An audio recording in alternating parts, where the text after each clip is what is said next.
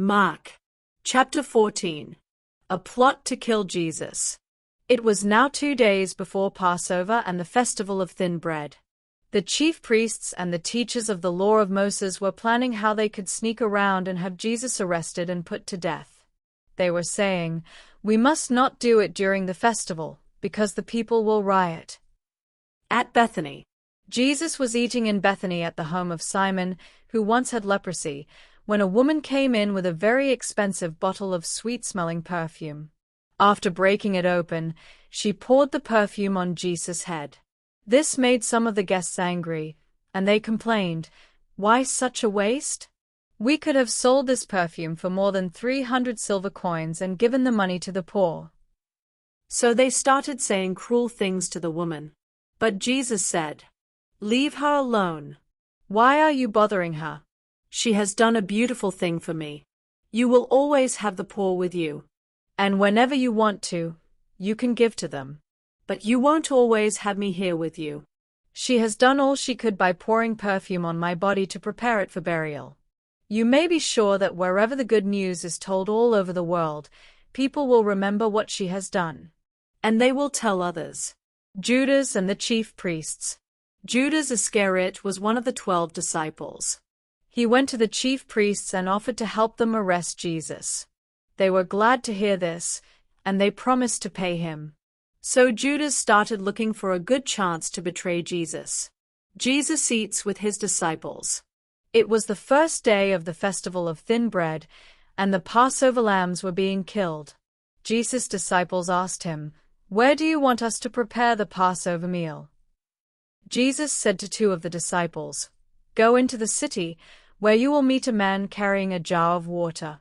Follow him, and when he goes into a house, say to the owner, 'Our teacher wants to know if you have a room where he can eat the Passover meal with his disciples.' The owner will take you upstairs and show you a large room furnished and ready for you to use. Prepare the meal there." The 2 disciples went into the city and found everything just as Jesus had told them. So they prepared the Passover meal. While Jesus and the 12 disciples were eating together that evening, he said, "The one who will betray me is now eating with me." This made the disciples sad, and one after another they said to Jesus, "You surely don't mean me." He answered, "It is one of you 12 men who is eating from this dish with me. The Son of Man will die, just as the Scriptures say. But it is going to be terrible for the one who betrays me. That man would be better off if he had never been born." The Lord's Supper. During the meal, Jesus took some bread in his hands.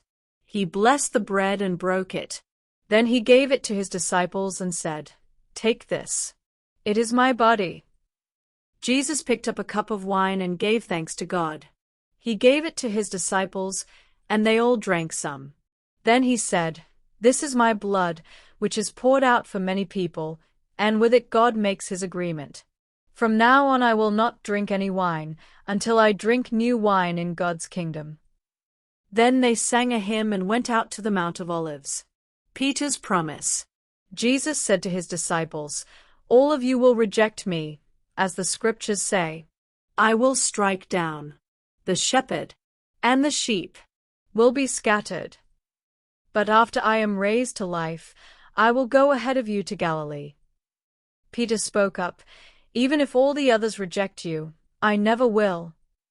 Jesus replied, "This very night before a rooster crows twice, you will say 3 times that you don't know me." But Peter was so sure of himself that he said, "Even if I have to die with you, I will never say I don't know you." All the others said the same thing. Jesus prays. Jesus went with his disciples to a place called Gethsemane, and he told them, "Sit here while I pray." Jesus took along Peter, James, and John. He was sad and troubled and told them, "I am so sad that I feel as if I am dying. Stay here and keep awake with me." Jesus walked on a little way. Then he knelt down on the ground and prayed, "Father, if it is possible, don't let this happen to me. Father, you can do anything. Don't make me suffer by drinking from this cup. But do what you want, and not what I want." When Jesus came back and found the disciples sleeping, he said to Simon Peter, "Are you asleep? Can't you stay awake for just 1 hour? Stay awake and pray that you won't be tested. You want to do what is right, but you are weak." Jesus went back and prayed the same prayer. But when he returned to the disciples, he found them sleeping again. They simply could not keep their eyes open, and they did not know what to say. When Jesus returned to the disciples the third time, he said, "Are you still sleeping and resting? Enough of this. The time has come for the Son of Man to be handed over to sinners. Get up. Let's go. The one who will betray me is already here." Jesus is arrested. Jesus was still speaking when Judas the betrayer came up. He was one of the 12 disciples, and a mob of men armed with swords and clubs were with him. They had been sent by the chief priests, the nation's leaders, and the teachers of the law of Moses. Judas had told them ahead of time, "Arrest the man I greet with a kiss. Tie him up tight and lead him away." Judas walked right up to Jesus and said, "Teacher." Then Judas kissed him, and the men grabbed Jesus and arrested him. Someone standing there pulled out a sword. He struck the servant of the high priest and cut off his ear. Jesus said to the mob, "Why do you come with swords and clubs to arrest me like a criminal? Day after day I was with you and taught in the temple, and you didn't arrest me. But what the scriptures say must come true."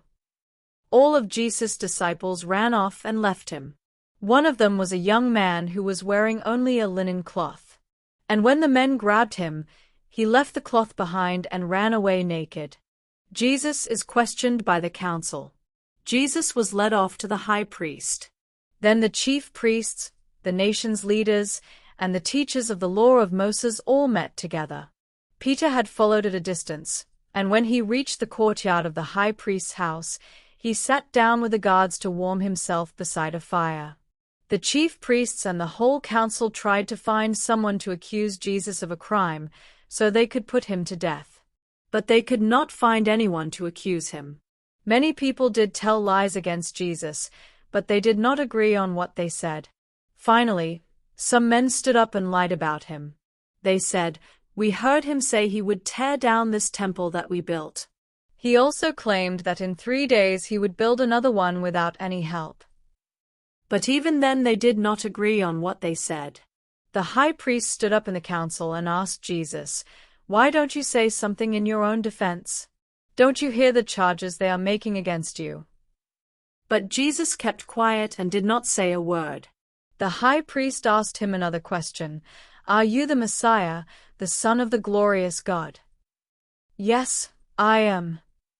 Jesus answered, "Soon you will see the Son of Man sitting at the right side of God all-powerful, and coming with the clouds of heaven." At once the high priest ripped his robe apart and shouted, "Why do we need more witnesses? You heard him claim to be God. What is your decision?" They all agreed he should be put to death. Some of the people started spitting on Jesus.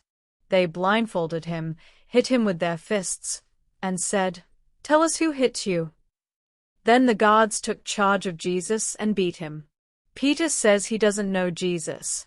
While Peter was still in the courtyard, a servant girl of the high priest came up and saw Peter warming himself by the fire. She stared at him and said, "You were with Jesus from Nazareth." Peter replied, "That isn't true. I don't know what you're talking about. I don't have any idea what you mean." He went out to the gate, and a rooster crowed. The servant girl saw Peter again and said to the people standing there, "This man is one of them." "No, I'm not," Peter replied. A little while later some of the people said to Peter, "You certainly are one of them. You're a Galilean." This time Peter began to curse and swear, "I don't even know the man you're talking about." At once the rooster crowed a second time. Then Peter remembered that Jesus had told him, "Before a rooster crows twice, you will say 3 times that you don't know me." So Peter started crying.